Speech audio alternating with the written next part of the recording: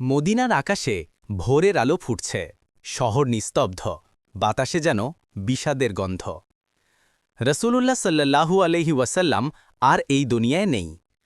আজ প্রথম ফজরের আজান দেবেন হজরত বিলাল রাদিয়াল্লাহ।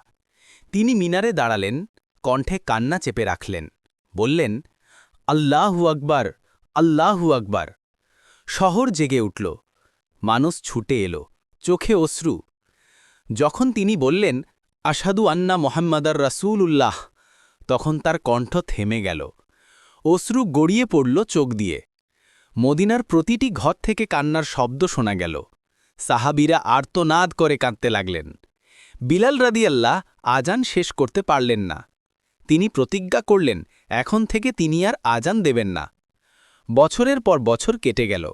যখন হজরত ওমর রাদিয়াল্লাহের আমলে বিলাল রাদিয়াল্লাহ আবার আজান দিলেন, মদিনার মানুষ আবার কেঁদে ফেলল, যেন নবীজি আবার ফিরে এসেছেন।